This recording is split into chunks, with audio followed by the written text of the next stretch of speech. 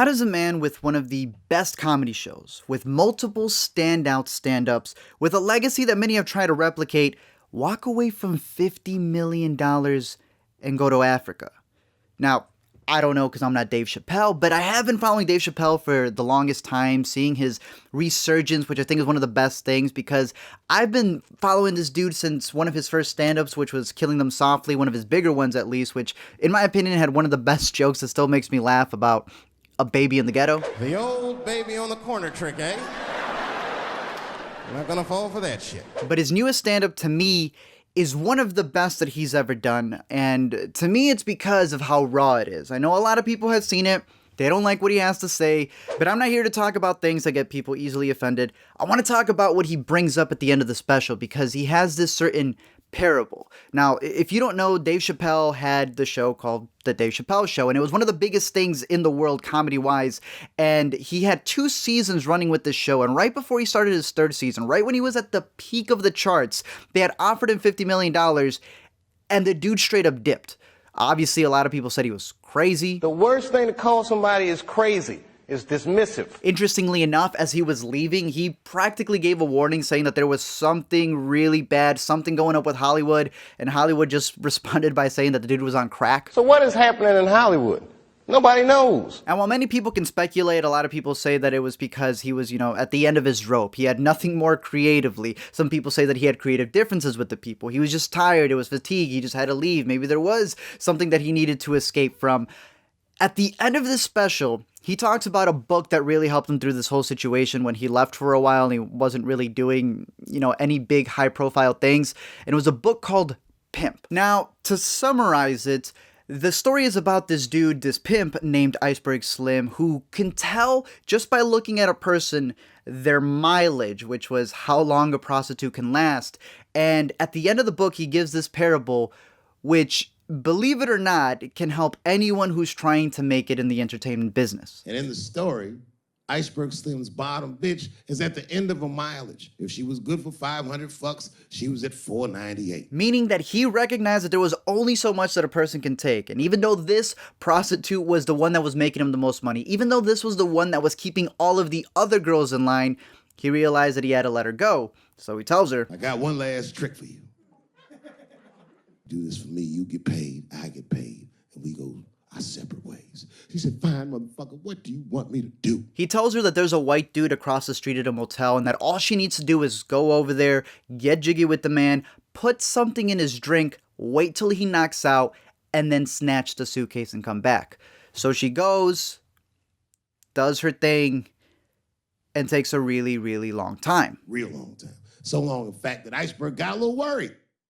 But then, suddenly, she came back. She's huffing and puffing, and he asks her, where's the suitcase? Didn't you do what I asked you to do? She said, I did everything you said, Daddy. I put all of it in his drink. He said, wait a minute, bitch. Wait a minute. You put all of it in his drink? Now he had to see for himself. They run over to the motel, and right there on the bed, they find the super rich white dude who's just laying as pale as can be. So what the guy does is he calls up a buddy of his who's in the neighborhood who just so happens to be a doctor. He comes in and tells him exactly what, they knew they were looking at. He did. Oh, God, Daddy. Oh, no. Oh, no, we killed him. He said, calm down, bitch. We didn't do anything.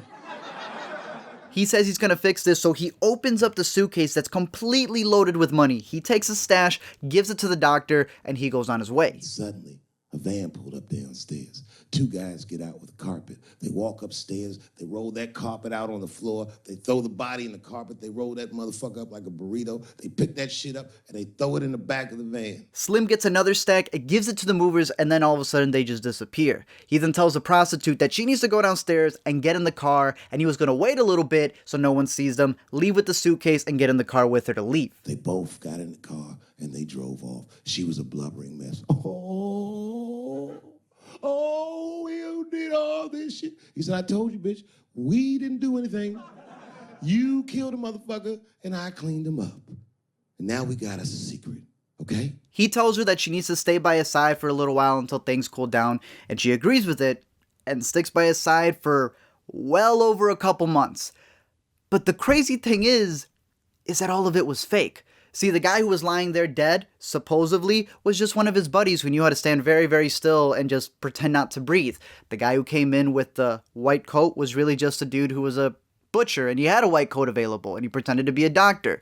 The movers were the actual movers who were helping Slim move into his new apartment, and the briefcase that had all that money was all the money that the prostitutes had made for him. That's the game. That's how the whole shit works, ladies. You understand? This bitch was at the end of her mileage. She was at 498. She ended up tricking for Iceberg for another 6 months. She must have turned another 200 tricks for him. Do you understand? That's some cold shit. That's the motherfucking Capitalist Manifesto. And that's why I went to South Africa. So what does that mean? To me, it means that Dave Chappelle knows how to play the game. Have you ever wondered how many stars, celebrities, artists are out there who are like at the top of everything possible, and all of a sudden they just disappear? You don't hear from them again. Some of them get washed up, some of them go crazy, but some of them are actually still talented and they still have it in them, but for whatever reason, their shtick, their gimmick, their style, people just don't want to hear it anymore. So what I believe Dave did was that he pimped it. He left to clear his mind, but at the same time, he gave a warning because he knew that there was something up, something a lot worse that people don't know about. Maybe there's something else going on. Maybe these rapes aren't even the worst of it. Wouldn't that be something? Wouldn't that be something? And he left, maybe knowing that it would, maybe not knowing at all, that the fact that he denied $50 million, that act alone was going to make him legendary. Because the thing is that a lot of people accept $50 million. Maybe not normal people, but a bunch of people sign up and they get $50 million, but not a lot of people deny $50 million. There's a bunch of artists that you probably hear about who sign the contracts thinking that they're going to get all this glory and fame, only for like within a year, they're complaining because they want to get released. There's actors who are starring in movies or doing press tours that they really don't want to do. There are YouTubers out there who are signing to multi-channel networks. You know, they're stuck with sponsors that are making them do things they don't want to do, and they're stuck in that rut. Eventually, you know, they get washed out just like a lot of the other people who we look up to, who we see at the top of the charts, and then all of a sudden disappear or either go crazy. But Dave Chappelle's move to leave not only helped him personally, but that $50 million deal for like 2 seasons where he had to work 20+ hour days, where they were going to strip him of all of his creative control and practically embarrass the dude, turned into a $60 million deal from Netflix for like a year for him to do what he loves most, stand-up. The man took himself out of the equation before things got oversaturated, before people got, you know, overly tired of how stretched out the Chappelle show was going to get, before, you know, they probably got tired of Chappelle.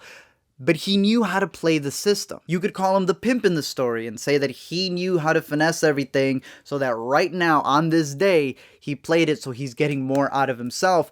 Or you can say that he avoided being the prostitute and left because he knew he didn't want to get used. Either way, the main lesson from the parable, from seeing what Dave Chappelle went through, I think is something that anyone can learn from, because we live in a world where everybody, almost everybody, wants to be noticed. But sometimes the best way to make yourself known is to not even show up at all.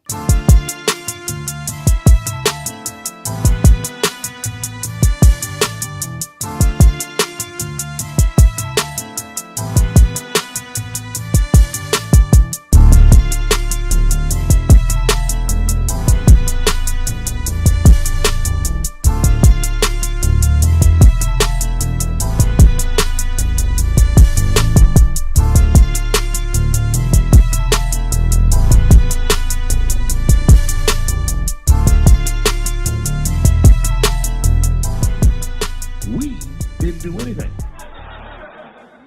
You killed this motherfucker.